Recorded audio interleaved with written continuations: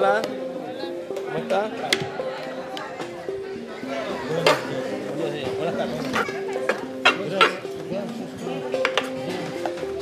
Anatoly and Pavel are Russians who have been living at a migrant camp in Reynosa, Mexico for weeks. They are part of a large wave of Russians at the US-Mexico border, particularly Russian men who are fleeing their country to avoid the military draft. They're afraid about army. Tomorrow coming, these papers out. Yes, quick. Они не хотят в армию, они не хотят воевать, они не хотят kill Ukrainians. Tuvimos muchísimos jóvenes que dejan a sus países por la misma situación, que ellos no quieren ir a la guerra.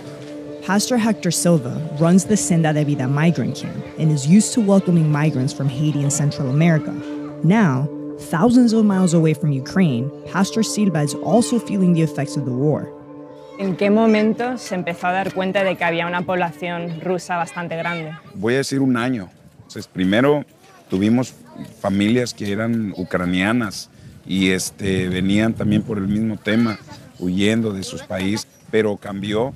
Vimos otra numeración de rusos. Y aquí, ¿cuál llegó a ser el número máximo de rusos que se quedaron aquí? Vamos a decir entre 600 a 700 rusos quienes estaban aquí, ya no se daba abasto. Last September, Russian President Vladimir Putin ordered a partial military mobilization, calling for up to 300,000 military reservists to join the Russian Armed Federation. As a second mobilization looms, thousands of men have been fleeing out of fear of being sent to fight in Ukraine. This morning, Russia scrambling to contain the chaos as the wave of men fleeing the draft shows no signs of slowing. Hundreds of thousands of men, would-be conscriptees, are on the run. Reaching the US-Mexico border to seek asylum in the US is increasingly becoming one of the only and safest options for those looking to dodge the draft. Russia's neighboring countries feel unsafe. Baltic nations have closed their borders to Russians, and other EU nations have strict and costly visa policies. And in recent months, the number of Russians at the southern border has more than doubled. Since October, more than 21,000 Russians have been processed, compared to just 21,763 in all of fiscal year 2022 and 4,103 in 2021. Russia's leader has acknowledged the flight of his people since the war started, and in the most Putin way possible. Любой народ, а тем более российский народ, всегда сможет отличить истинных патриотов от подонков и предателей и просто выплюнет их, как случайно залетевшую в рот мушку, выплюнет на панель. We just got notice that a new Russian just arrived here to the shelter. He's a 36-year-old former policeman who's leaving behind his wife, 3 children, and the main reason he fled Russia is to avoid being drafted in the war. 4 января я уехал из России. У меня есть опыт службы, опыт обращения с оружием. Я молодой человек без ограничений по здоровью. Соответственно, я был, скажем так, в первых рядах на мобилизацию в зону боевых действий. Why come thousands of miles away from Russia to Mexico? Бывшие страны постсоветского пространства весьма гибкие по отношению к политике Российской Федерации. И у администрации Путина на самом деле находятся весомые рычаги давления. Поэтому вопрос экстрадиции российских граждан, которые уехали в Грузию, в Армению, в Казахстан, будет зависеть от необходимости пополнения живой силы в зоне боевых действий на Украине. Только к маю месяцу 2023 года они ждут пополнения в 1,5 миллиона живой силы. Are a lot of young Russian men like you also deciding to come to Mexico? У них варианта 2. Либо сохранить жизнь, отправиться на фронт, непонятно зачем, где тебя будут требовать убивать людей, которые тебе ничего плохого не сделали, ну и иметь шансы, в общем-то, вернуться в гробу. You've traveled thousands of miles, you've left your family behind, you're portrayed as this like national traitor, but how are you feeling now? Это очень тяжело, на самом деле, расстаться с людьми. Дети — это вообще отдельный разговор. Это очень тяжело.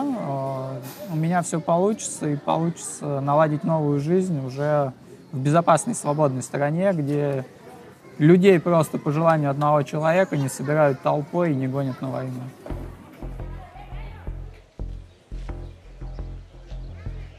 The typical journey for Russians starts with a flight to Istanbul, then another to Cancun, where they are able to enter on tourist visas.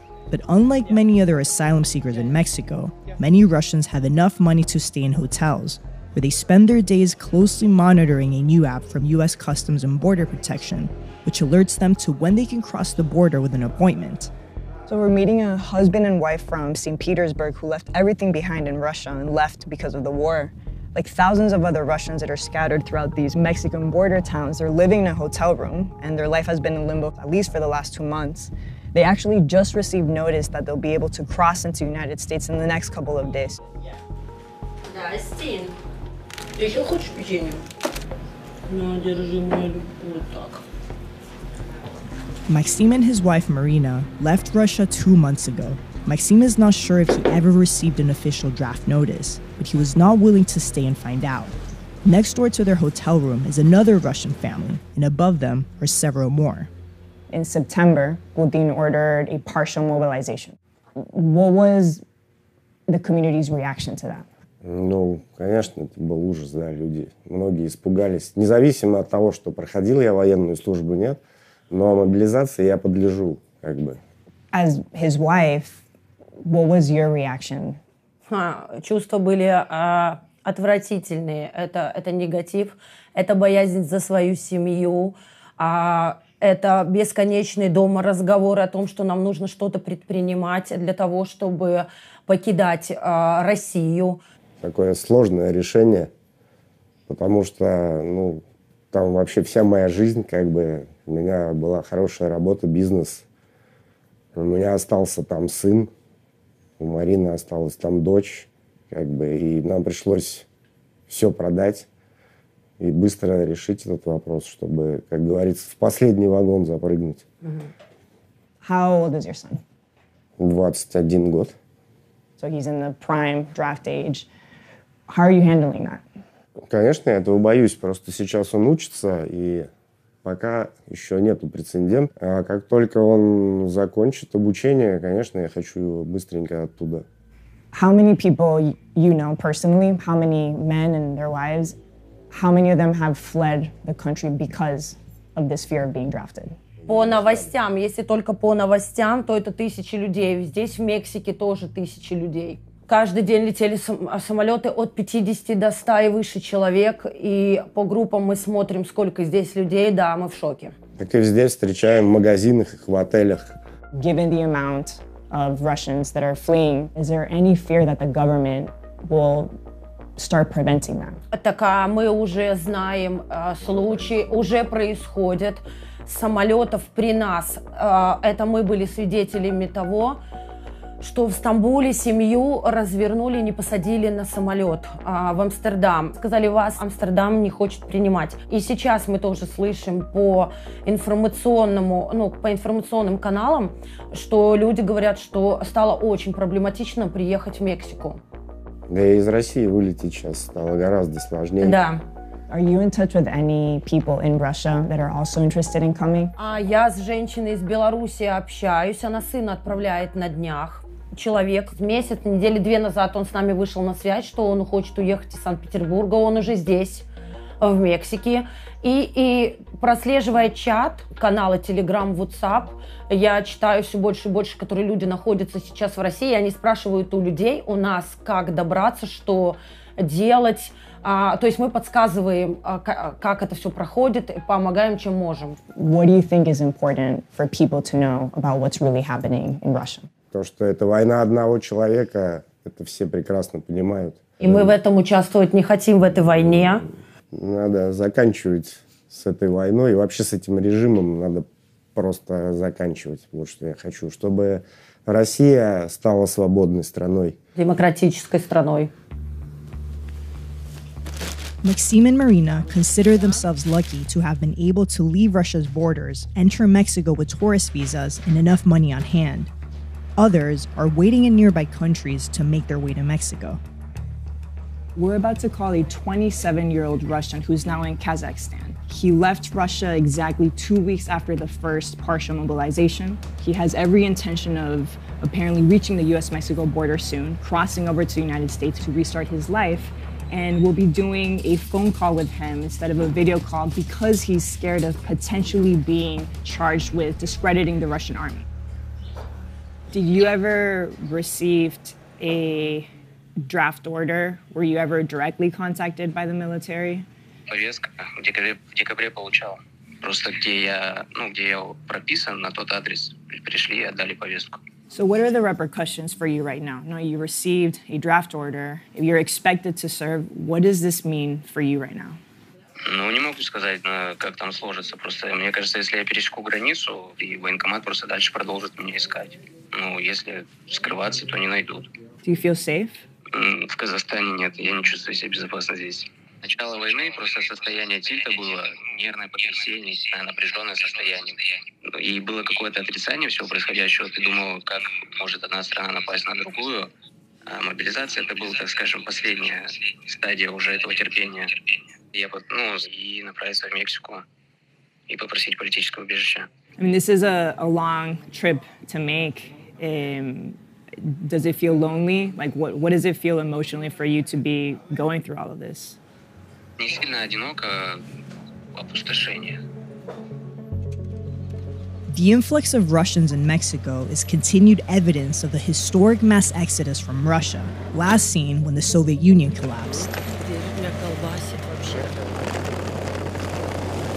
This is the exact image Putin has been trying to hide. His own citizens, like Maxim and Marina, escaping, seeking refuge in the United States, and trying to help their fellow countrymen do the same. Russia. You're so close to the United States. How are you feeling right now? It's hard to explain. We need to step out and just... You'll be able to breathe. Wow. Wow. Yeah. Mariana and Maxim? Yes. Okay, go ahead. Did you ever imagine since the very first day you stepped out of your home in Russia that you would finally come here?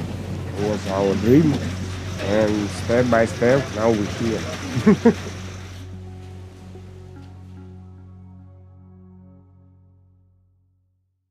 I'm Michael Learmonth, editor-in-chief of Vice News. Too often, traditional news outlets shy away from the real stories and experiences of those living through global conflicts. Not Vice News. Our reporters are on the ground, fearlessly covering the human stories that shape our world. You and millions of others can continue to read, watch, and listen to Vice News for free. But we hope you'll consider making a one-time or ongoing contribution of any size at vice.com/contribute. Every contribution, no matter how big or small, helps support the journalism Vice News brings to you every day. Thank you.